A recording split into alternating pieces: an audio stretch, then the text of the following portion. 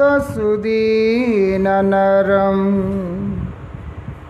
स्वपथे परिचालय सर्वदिनं प्रणमामि च माधवदेवपदम्।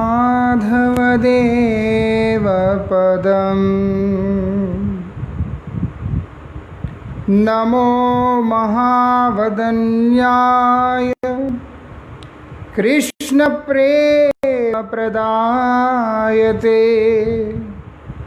कृष्णाय कृष्णचैतन्या नामिने गौरत्विषे नमः।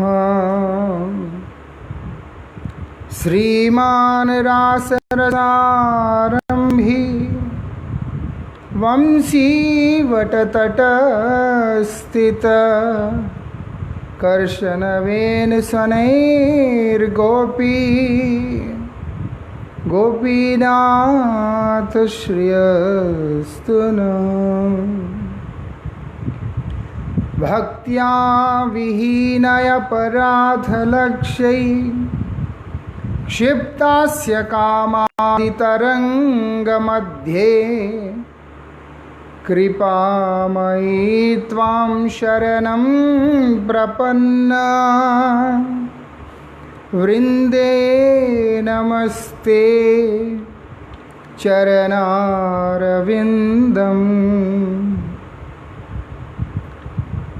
पतितपावन परम करुणामय परमाराध्यतम शिल गुरुदेव नित्य लीला प्रविष्टोम विष्णुपाद परमहंस परिव्राजकाचार्य अष्टोत्तर शतश्री श्रीमद शिल भक्ति वल्लभ तीर्थ गोस्वामी महाराज जी के अभय चरण में असंख्य कोटि साष्टांग दंडवत प्रणाम करते हुए उनकी अहेतु की कृपा प्रार्थना करता। परमाराध्य शिक्षा गुरु नित्य लीला प्रविष्टोम विष्णुपाद श्री श्रीमद् भक्ति विज्ञान भारती गोस्वामी महाराज जी एवं नित्य लीला प्रविष्टोम विष्णुपाद श्री श्रीमद् शिल भक्त निकेतन तुर्याश्रमी गोस्वामी महाराज जी के श्री चरण में असंख्य कोटि साष्टांग दंडवत प्रणाम करते हुए उनकी अहेतु की कृपा प्रार्थना करता। परमाराध्य शिल गुरु महाराज जी के विशेष अनुकंपा से इस हरि चर्चा का प्रवाह के अंतर्गत हम लोग संग त्याग के विषय में हम लोग समझने का प्रयास कर रहे हैं। जैसे हमने कल सुना किस प्रकार से ये हानिकारक होता है, उससे निवृत्त होने का उपाय केवल मात्र साधु संग होता है और कोई उपाय है ही नहीं। तो इसलिए यहाँ पर बताया कि व्यक्ति स्वयं श्रीमद् भागवत जी में बताया कर्म ज्ञान योग तप त्याग आदि मार्गों का अवलंबन करने वाला व्यक्ति वो सुनिश्चित रूप से भगवान को प्राप्त नहीं कर सकता है, प्राप्ति नहीं कर सकता है। इसका मतलब ये नहीं बिल्कुल प्राप्त नहीं कर सकता है। जिस विधि से जितनी शीघ्रता के साथ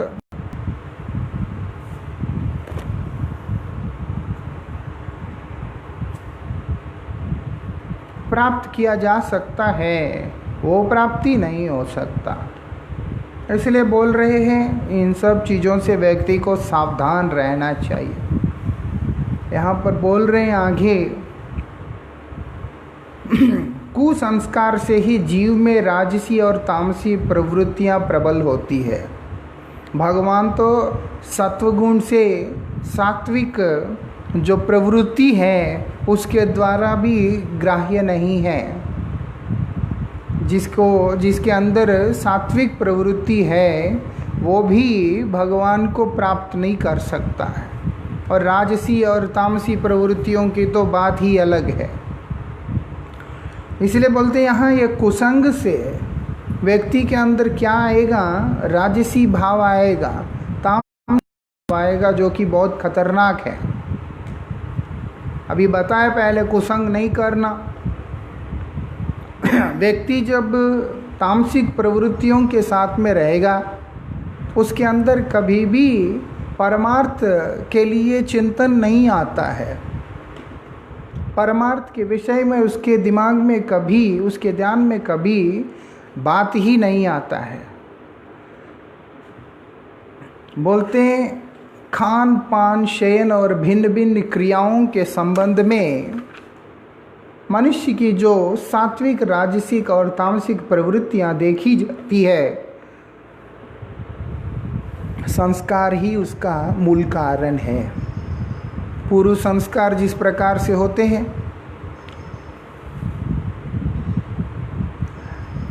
पूर्व संस्कार जो है जिस प्रकार से होते हैं, उस संस्कारों के प्रभाव से ही व्यक्ति का खान पान, उसका रहन सहन, उसका उठना बैठना सब कुछ उसी से होता है।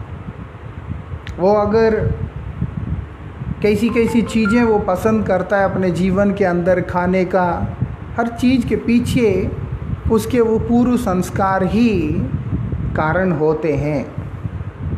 इसीलिए उसको सुधारने के लिए बोला जाता है सात्विक भोजन ग्रहण करो, सात्विक जीवन यापन करो। ये त्याग के बारे में इसीलिए बोला जाता है, वैराग्य के बारे में इसीलिए बोला जाता है कि इन सब चीज़ों को छोड़ो, क्योंकि जब तक संस्कारों के अंदर शुद्धता नहीं है तब तक उसकी प्रवृत्ति गोविंद के चरणों में नहीं जा सकता। लोगों को कई बार लगता है कि एक खाने पीने से क्या मेल है, रहने से और चीज़ों से क्या मेल है। वास्तविकता में देखेंगे, परमहंस भूमिका में, अवधूत भूमिका में स्थित जो व्यक्तित्व होता है उनके लिए कोई फर्क नहीं होता। लेकिन एक साधारण जो जीव होता है, एक बद्धजीव जो होता है, जो कि प्रवृत्तियों के द्वारा, ये सात्विक राजसिक तामसिक प्रवृत्तियों के द्वारा जो ऊपर नीचे हो रहा है जो सब समय, उसके लिए ज़रूर फर्क पड़ता है। इसीलिए उसको बताया जा रहा है, इशारा किया जा रहा है, जिस प्रकार का तुम्हारा आहार विचार है, जिस प्रकार का तुम्हारा विहार विचार है, जिस प्रकार से तुम्हारा रहन सहन है, वो सब तुम्हारे संस्कारों के ही कारण होता है। इसी व्यक्ति को क्या करना होगा, वो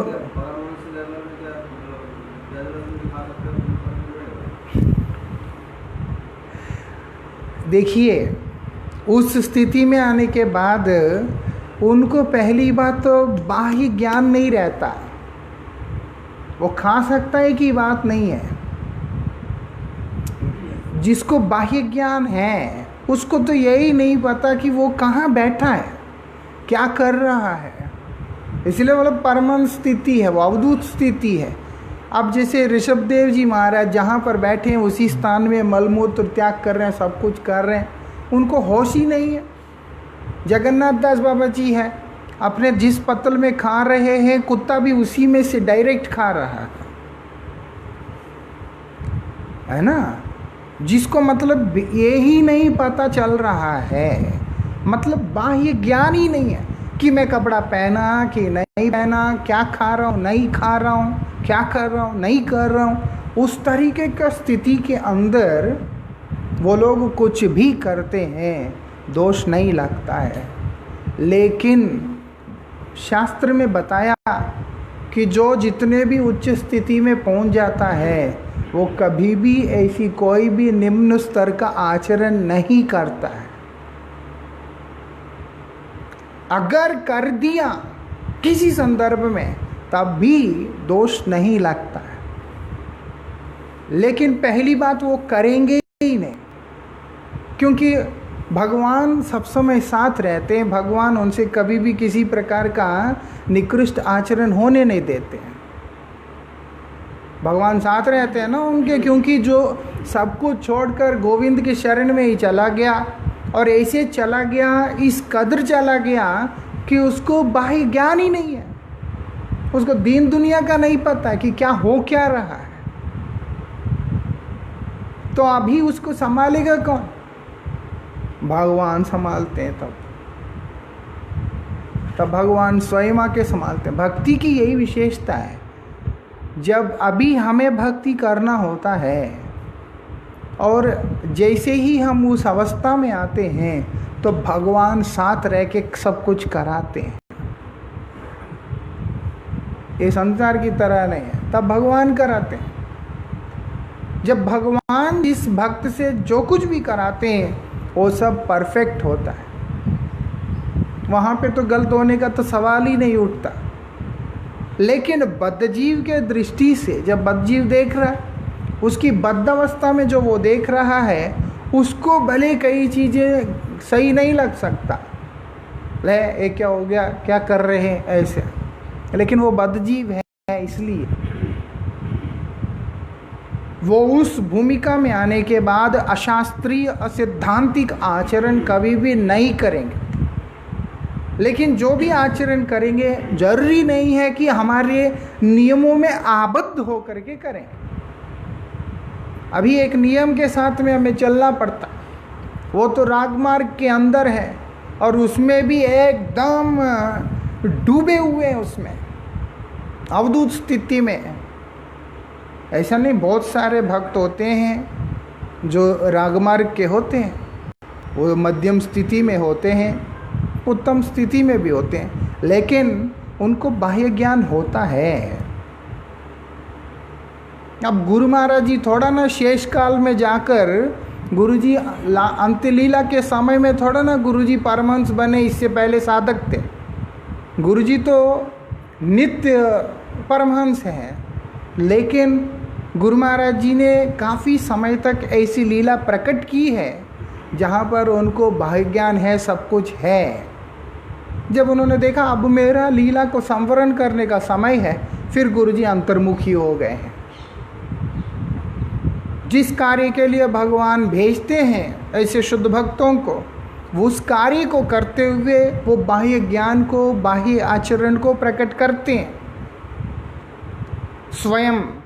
और जब वो अंतर्मुख हो जाते हैं, उनका जब अंत्यलीला का समय आ जाता है, तब वो अंतर्मुख होके जब परमहंस आचरण करने लगते हैं, उस समय क्योंकि वो एक आदर्श होने के कारण उनकी मर्यादा, उनकी गरिमा का, उनकी सब कुछ का संरक्षण और सब कुछ स्वयं भगवान अपने हाथ में ले लेते हैं। इसीलिए उस समय उससे कोई गलत काम हो ही नहीं सकता। पहले तो वो खुद नहीं करते, तब भी वो नहीं करते क्योंकि भगवान साथ है। लेकिन बद्धजीव के नज़र में कुछ भी होता है, वो तो बद्धजीव है, उसको नहीं समझ ये बात।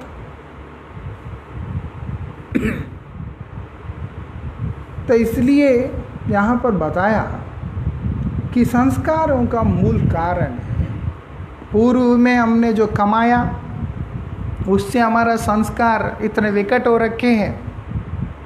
हमारे ऐसे भयंकर संस्कार है जिसके चलते आज इस जन्म के अंदर वृत्तियां तामसिक हो रखा है। अगर व्यक्ति उसको शोधन करने की प्रक्रिया को नहीं पकड़ता, उस मार्ग पे नहीं चलता, वो और घनीभूत अवस्था में चला जाएगा, वो तमोमय हो जाएगा और भी अंधकार में चला जाएगा।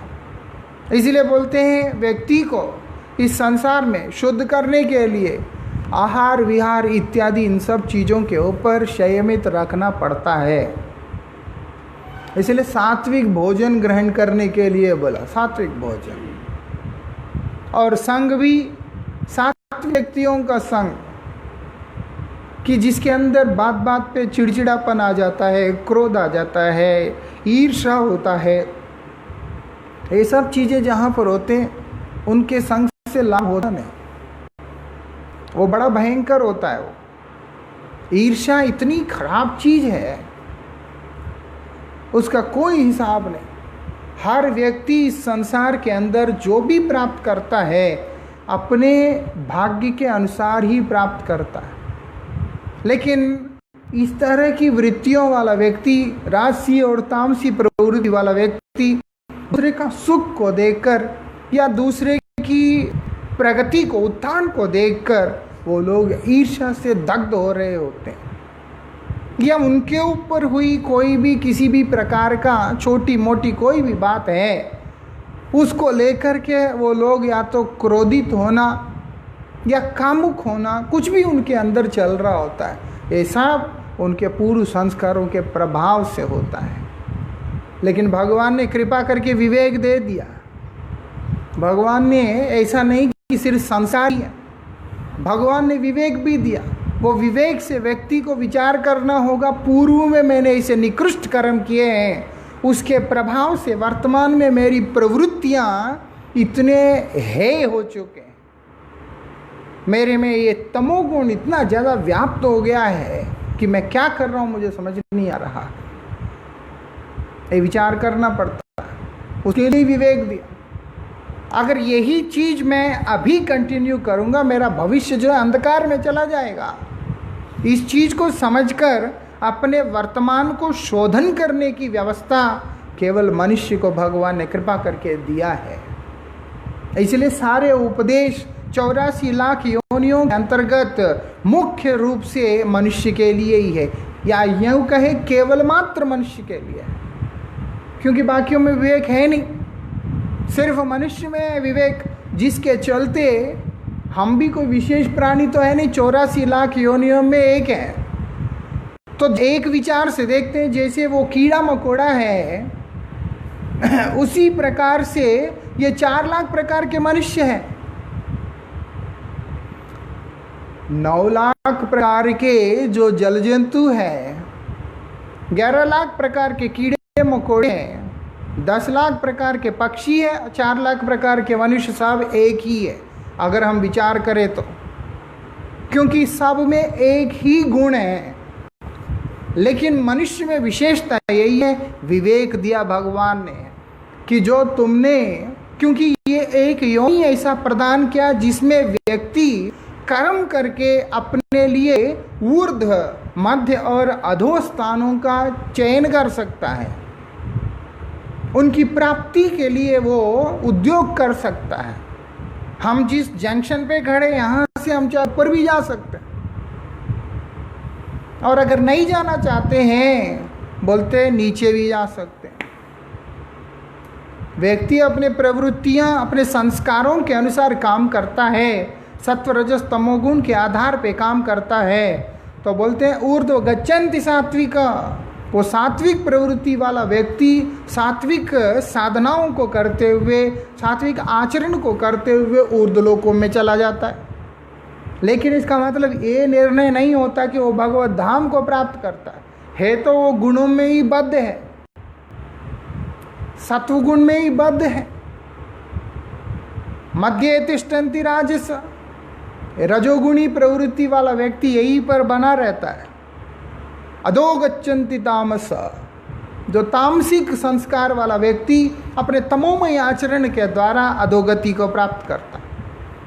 लेकिन ये तीनों जगह जाने के लिए जो उपयुक्त योनि जो है 84 लाख के अंदर, वो केवल मनुष्य योनि है। अब भगवान कृपा करके उसमें विवेक भरा, जिससे कि तुमने यहाँ तक जाना है, वहाँ जाना है, या इस पूरे चक्कर से बाहर निकल जाना है, ये तुमने सोचना है।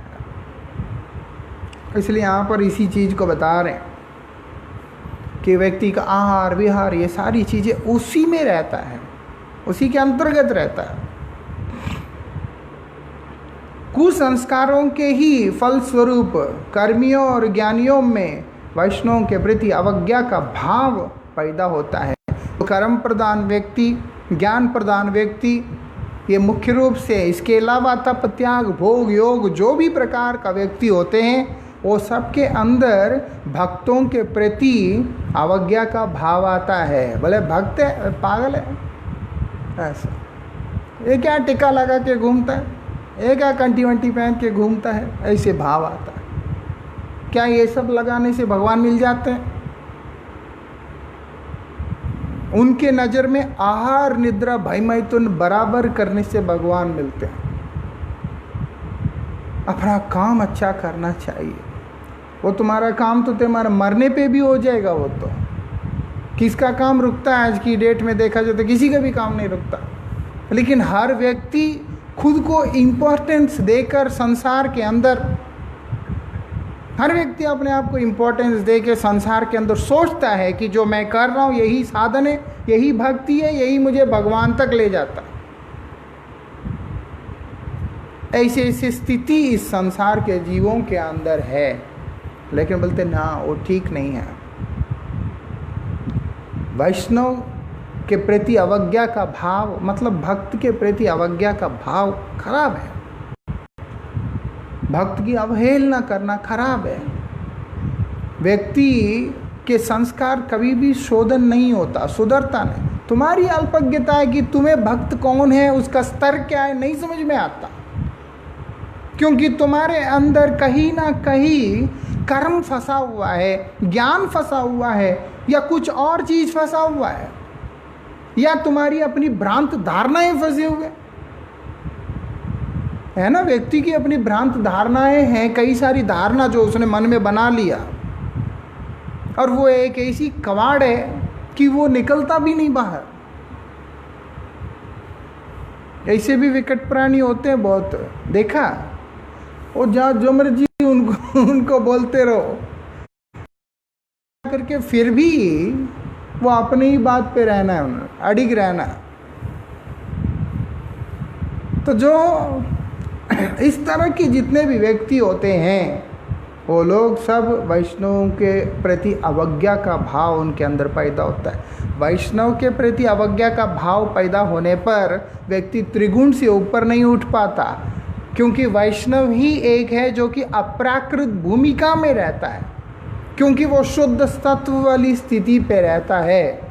वो त्रिगुण से ऊपर उठकर निर्गुण भूमिका में रहकर भगवान का सेवा के लिए तत्पर होता है। कोई इस स्थिति में नहीं आते, बाकी सारे उसी में बद्ध होते, लेकिन शुद्ध भक्त जो होता है सिर्फ निर्गुण भूमिका में नहीं आता, उससे भी ऊपर उठकर भगवान श्री राधा गोविंद जी के चरणों में आश्रय लेकर उनकी सेवा का साधना कर रहा होता है। ये उनका वैशिष्ट्य है। इसीलिए बोलते हैं निर्गुण भूमिका में तो ब्रह्मवादी भी चले जाते हैं, देखा जाए तो जो ब्रह्म की आराधना करने वाले वो भी निर्गुण भूमिका में पहुंच जाते हैं। ऐसा नहीं है कि ब्रह्मवाद जो है ये सतोगुण के ऊपर, सतोगुण में स्थित है, उसको भी गुणातीत होना पड़ता है। लेकिन यहाँ सिर्फ भक्त जो है केवल गुणातीत नहीं होता, वो ब्रह्म का भी जो मूल कारण, आदि कारण भगवान जो कि सभी कारणों के कारण है, वही गोविंद के श्री चरणों में एकांतिक रति को प्राप्त करके उनकी सेवा में समर्पित हो जाते हैं। यही उसका वैशिष्ट्य है। इसीलिए भक्तों की अवहेलना करने पर किसी भी प्रकार का गति नहीं हो सकता, उसका कोई भी गति नहीं हो सकता। ये बोल रहे हैं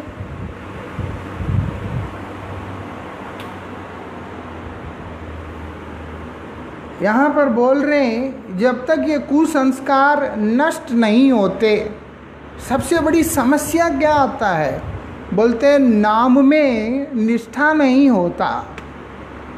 और सबसे सूक्ष्म जो वस्तु है, तत्व, वो नाम है। पंचतत्व के अंदर पांचों ही तत्व नित्य है, पृथ्वी जल अग्नि आकाश वायु सृष्टि है। लेकिन जब इनका स्वरूप में परिवर्तन आता है, जब इनका स्वरूप में परिवर्तन आता है, तो कोई तत्व कभी प्रकाशित होता है, कोई तत्व कभी प्रकाशित नहीं होता। लेकिन नित्य जो सब समय विराजमान रहता है वो है आकाश, वो सब समय रहता है। कोई तत्व जरूरी नहीं है कि किसी समय प्रकट होगा। इसीलिए कहीं जमीन होता है तो कहीं नहीं होता, कहीं पानी होता है तो कहीं नहीं होता, कहीं हवा होता है नहीं होता, जो कुछ भी होता है। लेकिन आकाश जो है हमेशा रहता है, और आकाश का ही गुण शब्द है। इसीलिए इस जगत के अंदर जो नित्य वस्तु के रूप में कुछ अवस्थित है वो शब्द अवस्थित है। शब्द से ही सब कुछ का सृष्टि है और वही शब्द भगवान के नाम के रूप में अवतीर्ण हुआ। इसीलिए बोलते हैं जब व्यक्ति इस जगत में फंसा हुआ व्यक्ति, त्रिगुण में फंसा हुआ व्यक्ति और दुर्लभ देह को प्राप्त किया हुआ व्यक्ति, क्षणभंगुर देह को प्राप्त किया हुआ व्यक्ति अगर इस संसार की अवस्था से ऊपर उठकर अपने जीवन को सार्थक करना चाहता है, उसके लिए नित्य तत्व का शरण में जाना अत्यंत अनिवार्य साधन हो जाता है। ये बद्ध अवस्था में रहकर एक मुक्त वस्तु जो कि नित्य वस्तु, क्योंकि ये अनित्य जगत है, अनित्य जगत और बद्ध में रहने वाला व्यक्ति नित्य जगत का वो जो नित्य साधन है उसका आश्रय कैसे लेगा? उसी के लिए भगवान ने कृपा करके नाम रूप में अवतार ग्रहण किया। इसलिए बोला नाम का आश्रय लो, नाम का आश्रय लो, भगवान का नाम का, उसी से मंगल होगा, यहाँ बताया जा रहा है। लेकिन ये कुसंस्कार जहाँ प्रबल होते हैं वहाँ पर नाम में रुचि नहीं होता, उसका मुख से भगवान का नाम नहीं आता। कल मैं सुन रहा था किसी से, बोलते हैं एक माता कह रही थी, बोलती मेरा एक सहेली है, बहुत दया भाव है, बहुत अच्छा स्वभाव है, सब कुछ है, लेकिन भगवान का नाम नहीं ले सकती। ऐसा नहीं कि लेना नहीं चाहती, बोलते ले ही नहीं सकते। नास्तिक नहीं है, लेकिन वो मंदिर में कभी जोत नहीं जगा सकती, बोलती है होता ही नहीं मेरे से। मुख से भगवान का नाम नहीं उच्चारण कर सकती, मानती है भगवान को, लेकिन कुछ भी नहीं कर सकती। और बहुत अच्छा स्वभाव है, किसी को तकलीफ हो तो देख नहीं पाती है, वो सब कुछ है। उसका कारण ही ये है। हो सकता है बाह्य दृष्टि से सात्विक भाव में है या राजसिक भाव में है या तामसिक भाव में है। जब तक कि व्यक्ति वैष्णव का आश्रय ग्रहण नहीं करेगा वो इन गुणों वाली अवस्था से मुक्त नहीं हो पाएगा। किसी समय सत्वगुण उसके अंदर हावी हो जाता है तो उसके अंदर दया गुण दिखाई दे देता है। किसी के अंदर किसी कुसंस्कारी होते हैं, तुम लोग फिर वापस आने के बाद उनसे क्षमा याचना किया, प्रणाम किया, सब कुछ किया, लेकिन कृष्ण से मिलने नहीं गए और ना ही उनके भक्त बने।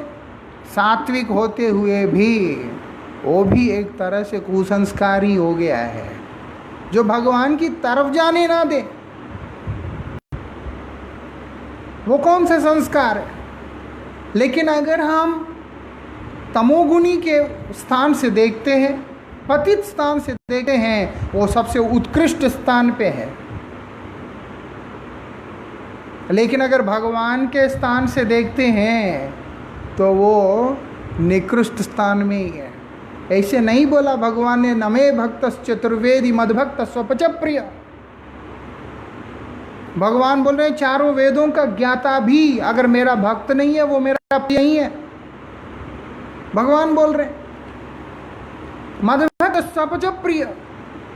स्वपच मतलब कुत्ते को पका के खाने वाले जो चांडाल के घर में जिसने जन्म ग्रहण किया वो अगर मेरा भक्त है, मतलब तमोगुणी व्यक्तियों के बीच में भी अगर उसका आविर्भाव क्यों ना हुआ हो, वो अगर मेरा भक्त है तो वो मुझे अतिशय प्रिय है। जबकि सत्वगुणी यहाँ के यहाँ पैदा होने के बाद भी अगर उसके अंदर मेरे प्रति समर्पण नहीं है, भक्ति नहीं है, वो मुझे प्रिय नहीं हो सकता। ऐसा क्योंकि भगवान के द्वारा प्रिय होना है, उसके लिए उसको ये त्रिगुण वाली स्थिति से ऊपर उठना है। ये त्रिगुण के अंतर्गत जो भी वस्तु है वो सब हरि विमुक्ता का ही कारण होता है। वो हरि विमुक्ता, अभी जैसे ब्रह्मवादी है, भगवान में समा जाना चाहते हैं, वो भी तो सात्विक भाव से ऊपर उठते हैं। जो पूजा पाठ नियम सेवा सब करने वाले वे लोग, दान पुण्य इत्यादि करने वाले लोग, सब कुछ ये सब तो सात्विक ही होते हैं। लेकिन कितने लोग भगवान के चरणों में प्रपन्न होते हैं, शरणागत होते हैं? नहीं होते। जो नहीं हो रहा मतलब है कि वास्तविकता में उसका सतोगुण भी बंधन का कारण है, वो भी कुसंस्कारी है। ऐसा आगे क्या बता रहे हैं यहाँ पर, उसको नाम में रुचि नहीं होता, भगवान के नाम में रुचि नहीं होता। इसी कारण से उससे सब समय नामापराध होते रहते हैं, नामापराध होते रहते। नाम तो कर नहीं रहा, नाम करने पर ही नामापराध का मार्जन होगा, शोधन होगा। वो तो नाम कर ही नहीं रहा, सिर्फ अपराध करे जा रहा है। साधु निंदा कितना भयंकर अपराध है। हरिनाम कभी करेगा नहीं, लेकिन टिप्पणियाँ बहुत ज़्यादा करेगा। अभी पीछे कुछ हो गया कि स्वरूपानंद सरस्वती जी ने शायद साईं बाबा के लिए किसी के लिए कुछ तो बोला, जो कुछ भी हुआ है। अब मैं कलकत्ता से उस समय दिल्ली आ रहा था, तो एयरपोर्ट के लाइन में मैं खड़ा था, वो गेट में जाने के लिए, फ़्लाइट के लिए। अब लोग उस सामने इतना बड़ा स्क्रीन है, उस पर वो न्यूज़ फ्लैश हो रहा है और सब मुझे देख रहे हैं।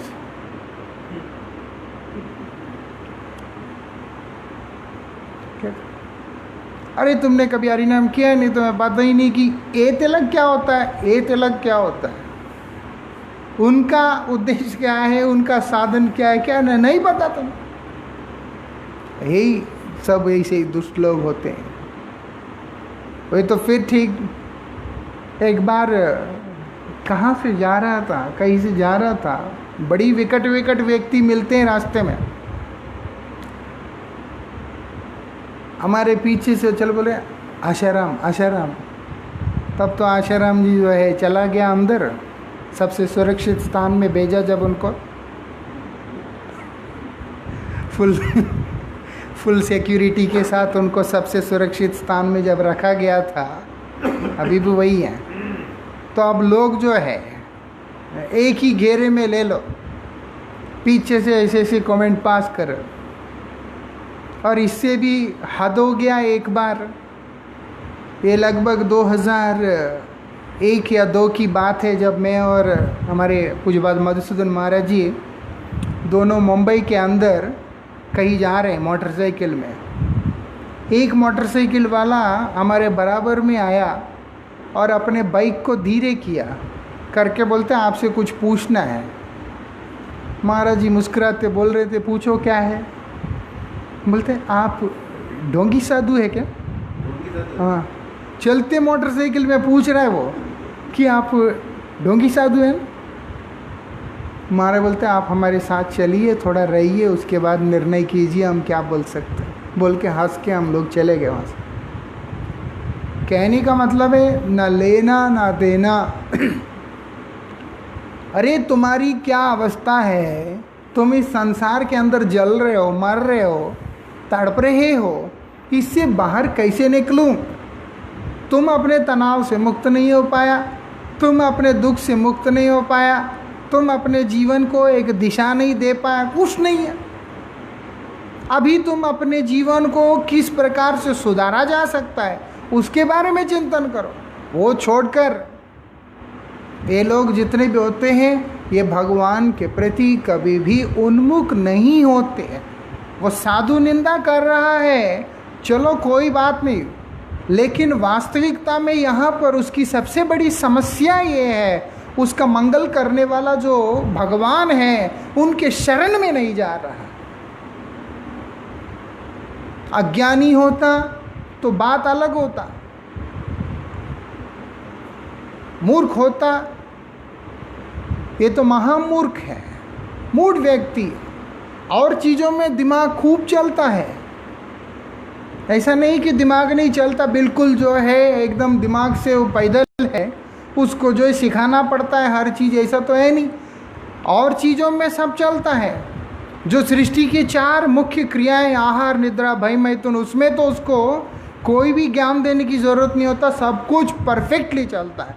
लेकिन जब बात परमार्थ का आता है, उसको सांप सूंघ जाता है। ऐसे व्यक्ति ले राम राम करने से क्या होता है, माला लेके बैठने से क्या होता है, ऐसी ऐसी बातें करते हैं। फिर वो सब कुसंस्कारों के कारण ही होता है। वो सब माता पिता बोलते हैं भगवान को प्रणाम करो, करेगा ही नहीं। फिर बोलते हैं कि चलो मंदिर चलते हैं, उसको सिनेमा जाना है। ये सारे जो संस्कार वाले लोग होते हैं, वो सब हमारे अधोपतन का ही कारण होता है। तो इसीलिए बोलते हैं असद भी संगस्तु न कर्तव्यम कदाचन यस्मात् सर्वार्थहानि स्यादधा पतश्च जायते। असत पुरुषों का संग कभी भी नहीं करना चाहिए, क्योंकि इनसे अर्थ, धर्म, काम और मोक्ष एवं भक्ति आदि समस्त प्रकार के अर्थ नष्ट हो जाते हैं। ये 10 नाम अपराध सब जानते ही हैं, साधु निंदा, उसके बाद गुरु अवज्ञा, शिव ब्रह्मादि देवता, इनको स्वतंत्र ईश्वर मानना। इस तरह का जो लोग होते हैं वो अपने स्वार्थ के लिए किसी को भी भगवान बना लेते हैं, किसी को भी भगवान बना लेते हैं। उनको कोई लेना देना, उनके लिए निर्मल बाबा भी भगवान है।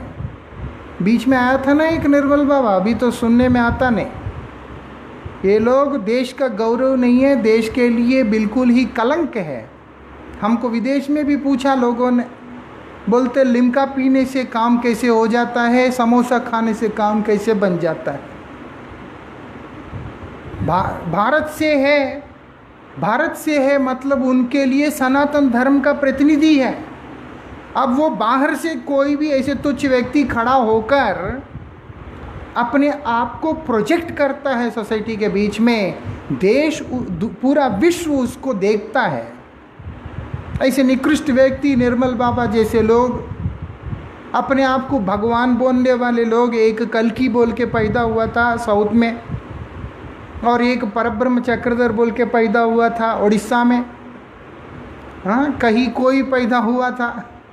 और ये जो आशाराम वगैरह है, ये जितने भी राम रहीम वगैरह, दुनिया का गंद, ये सारे व्यक्ति जो है लेकिन भगवान छोड़ते नहीं है। भगवान का स्थान कोई नहीं ले सकता, भगवान भगवान होते हैं। जब ऐसे व्यक्ति भगवान बन करके प्रोजेक्ट करता है, वो फिर गलत हो जाता है। और स्वार्थी व्यक्ति इतने विचित्र होते हैं, वो लोग कोई शास्त्र, कोई सिद्धांत, कोई विचार, कोई तर्क, कोई तत्व नहीं देखते। मेरा काम जहाँ जाने से बन जाता है, वही मेरे लिए सब कुछ है। ऐसे जो व्यक्ति है, ये सब कुसंगी व्यक्ति है। आगे बता रहे हैं यहाँ पर, इसलिए बोलते हैं असत पुरुषों का कभी भी संग नहीं करना चाहिए। ऐसे व्यक्तियों का संग नहीं करना चाहिए, बड़ा खतरा होता है। बोलते इससे धर्मार्थ, काम, मोक्ष सब कुछ हरण हो जाता है, नष्ट हो जाता है उसमें। सत्संग में ही कुसंग का दोष धोया जा सकता है तथा उसी से समस्त प्रकार के अर्थों का प्राप्ति हो सकता है। अब ये कुसंग प्रक्षालन कहाँ से होगा, इसका शोधन कहाँ से होगा, यहाँ पर बता रहे हैं। इसका शोधन सिर्फ एक स्थान पे जाकर के होता है, वही सत्संग, जहाँ पर निर्गुण भूमिका का चर्चा होता है। उस निर्गुण जगत का चर्चा होता है, जहाँ पर भगवान का चर्चा होता है, जहाँ पर भगवान के सेवा का चर्चा होता है, जहाँ पर स्वसुख का चर्चा नहीं होता है। उस जगह पे जाने से व्यक्ति इन कुसंगों से मुक्त होकर अपने जीवन को धन्य कर पाता है। इसके आगे की चर्चा हम लोग कल करेंगे। वांछा कल्पतरुभ्यश्च कृपा सिंधुभ्यो पतितानां पावनेभ्यो वैष्णवेभ्यो नमो नमः।